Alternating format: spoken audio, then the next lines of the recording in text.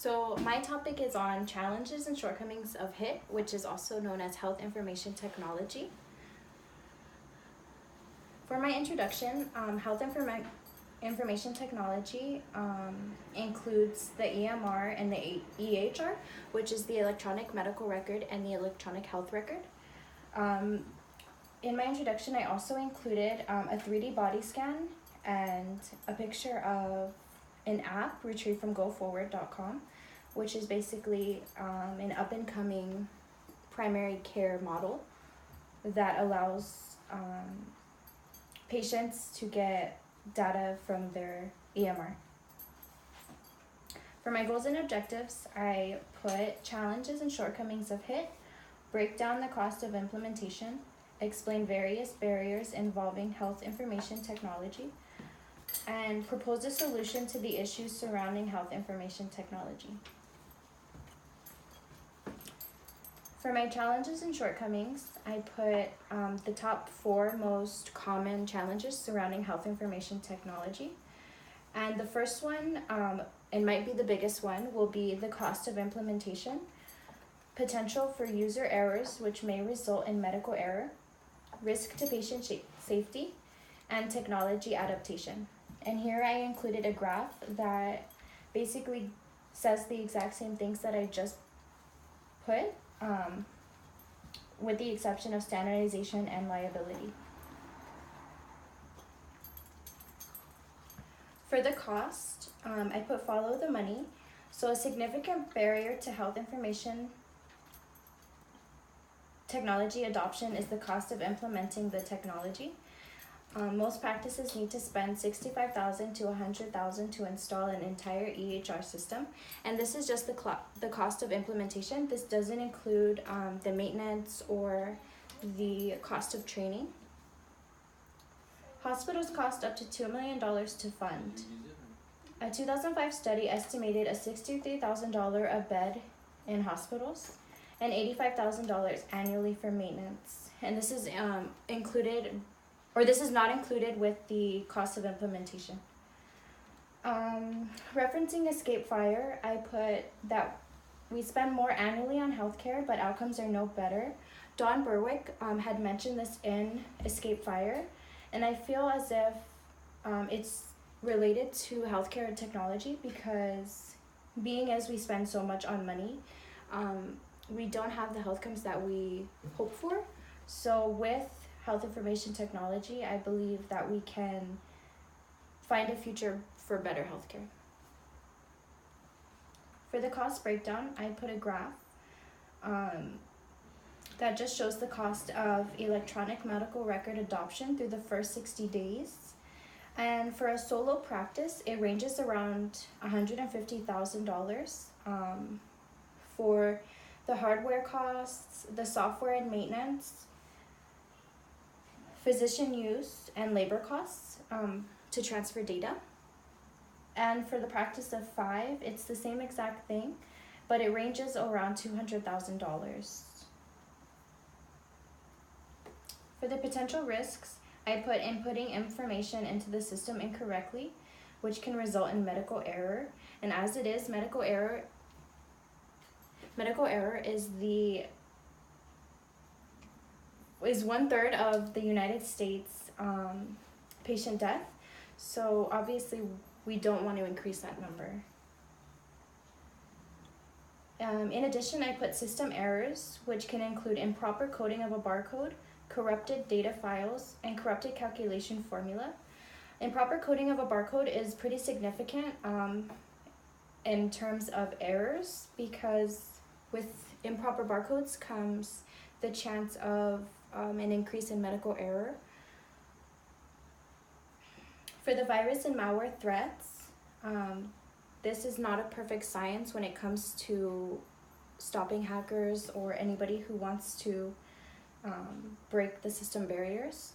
But this can lead to violations of HIPAA and unauthorized viewing of health information. So this is just a graph showing the potential risks put into perspective. This is a survey from 2017. People were asked how safe or confident they feel with their medical information being put into an EHR. And about 75% of people said they felt confident that there were safeguards in place to protect their medical information from unauthorized viewing. And 65 to 70% had concerns regarding unauthorized viewing when the health information is electronically exchanged between providers. And then 15% withheld their information from healthcare due to the fact that they didn't want any of their information being unauthorized or viewed improperly. For the technology adaptation, each medical professional will need their own training. It's not really a one-size-fits-all kind of model. Each person learns differently and needs different ways of teaching to learn. So with the top-down implementation method, it begins with the jobs are altered and completed based on higher authority. So it starts with the higher executives and the senior management and works its way down to like the upper management and the physicians and nurses. So a goal with technology adaptation is balancing the right approach to training. This can cut into time, and again, it's an additional cost. So referencing the iron triangle, I believe that access may be affected due to the fact that with the EHR and the EMR being accessible by the patient, it can open up doors as far as access goes, so they are able to be one-on-one with their doctor and have a better understanding on their health and everything that comes with that. In addition, because the cost of EHR and the EMR systems are so high, it may affect either the quality of care that they're getting or the access to care that they're getting, because when one leg of the iron triangle is affected, another leg is also affected. So you really can't have a perfect iron triangle. So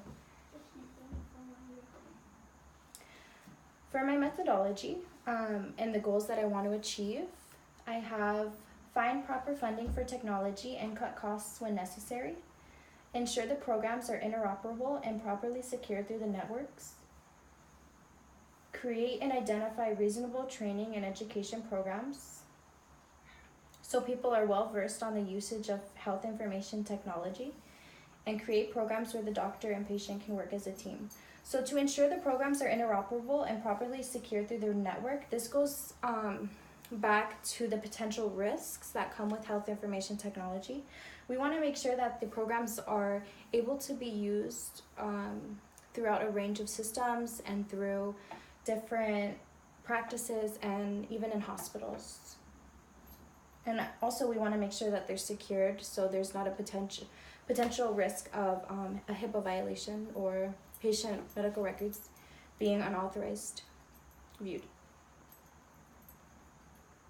And then create and identify reasonable training and education programs. So this goes back to technology adaptation.